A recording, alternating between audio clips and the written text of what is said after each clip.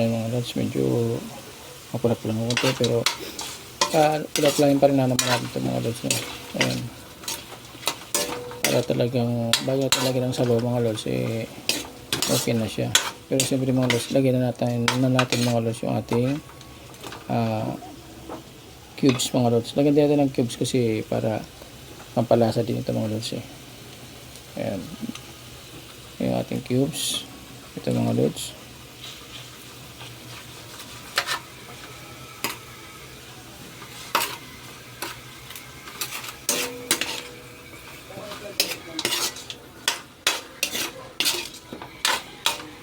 At ilagay naman natin mga lods yung ating paminta. Yung ating paminta mga lods, durog lang ito. Kasi nga para hindi nakakasagabal kainin mga lods. Ayan. Durog na paminta lang yan. Dalawa lang lagay natin mga lods. Okay na yan. Sapat na ilagay natin dalawa. Kasi nga mga lods, kasi buo yung lagay natin, minsan kasi mga lods sumasama sa pagkain natin yung buo. Kaya durog lang. Naisipan natin mga lods, durog lang ilagay natin. So ayan. Mikos-mikos lang muna natin mga lods.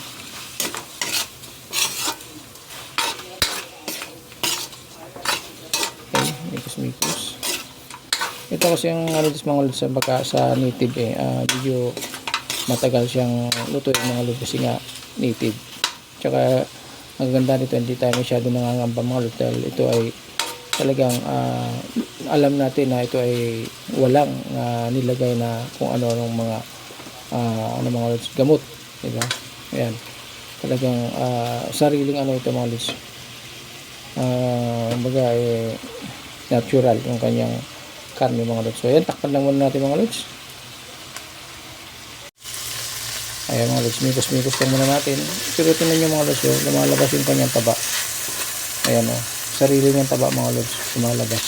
Ayan, so mikos-mikos lang muna natin mga lods hanggang sa medyo magpula-pula yung ating karne bago natin lagyan ng sabaw mga lods. Ang taba niya mga lods, ng ating karne mga lods, yung chicken natin na taba. Ayan yung nagmamantika-mantika siya.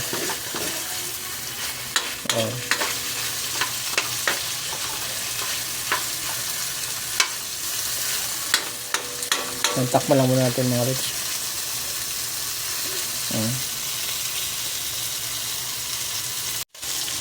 Ayan mga lods, kaya mataba yung ating karne mga lods. Tingnan nyo naman diba?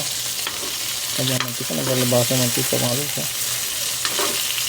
Ayan, medyo mapula-pula na siya mga lods ng konti ng ating karne. So pili natin sa lagyan ng tubig mga lods. Ayan.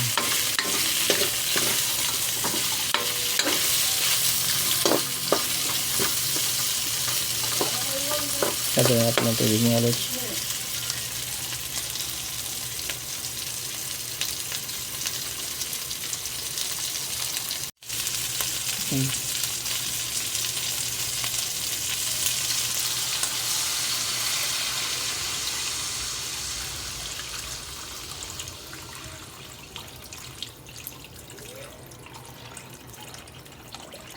Ayan. Ayan mga lods, mikos-mikos muna natin para mahalo siya. Ayan, para palambot-lambutin din natin mga lods.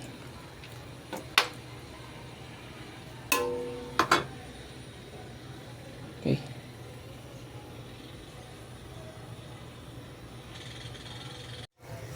Okay na mga lods, kulo na siya mga lods, pero siyempre mga lods, palambutin pa rin natin yan dahil alam naman natin ang native mga lods hindi ganun kadaling palambutin. So ayan, palambutin pa rin natin ang karne natin. Yung nakagandahan ko sa native mga lods, yummy ang kanyang sabaw. Ayan, malinamnam. Ayan mga lods, tsaka feel mo talaga yung native na manok mga lods.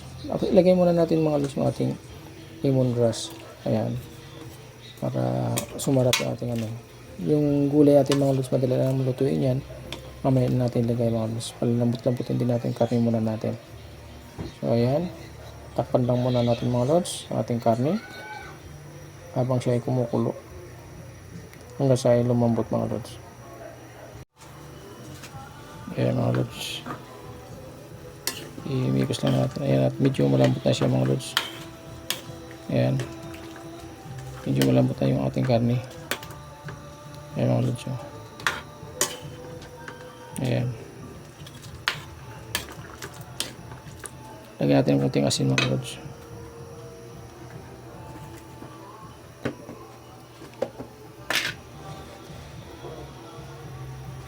Hindi lang kasi merong nilagay tayong yung chicken cubes mga lods, baka umalat. So konti lang muna asin ang lagay natin. Tapos lagyan na rin natin mga lods yung ating gulay na papaya. Papaya ito mga lods. Okay.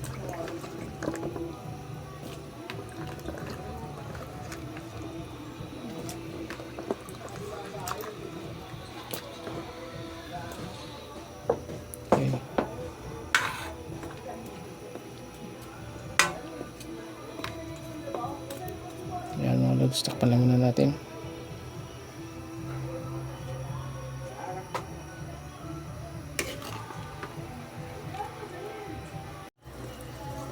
Ayan mga lods, silipin ulit natin. Ayan. Ayan na mga lods, at medyo malambot na yung ating gulay mga lods. No? Ayan, at tikman na natin mga lods. Yung karne natin isa malambot na rin. Tikman na natin para kung ano man ang kulang mga lods, pwede pa natin dagdagan ng asin. Okay.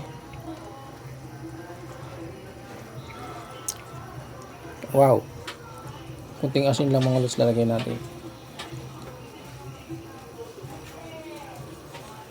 Yan. Tapos ilagay natin mga lods yung isa pa nating gulay. May gulay pa tayo mga lods na ilalagay. Yung pinakang dahon ng sili. So ayan mga lods, yung ating dahon. Hinulit talaga natin yung mga lods kasi madaling maluto naman itong dahon mga lods Ayan. Ayan. Ayan, malambot na lahat mga lods, pati yung ating gulay, ating karne. Ito na lang mga lods, paluto-lutuin na muna natin itong dahon natin para naman hindi masyadong maluto. Pero huwag natin latain itong dahon mga lods, madali lang maluto ito paano lang natin para naman lang siya lang yung ating dahon sa maglasa lang naman sa ating karne, yung ating dahon sili. So ayan mga lods, at ayan malambot na yung ating karne mga lods. So ayan, okay na siya. So takpan lang muna natin mga lods. Okay, kamay natin desisyonan mga lods. Tingnan natin mamaya. Okay, ayan na mga lods, malambot na yung ating gulay. Okay na siya. Ayan, ang gagawin natin mga lods ay tikman na lang natin para matansya natin mga lods kung okay na ating templada. Okay,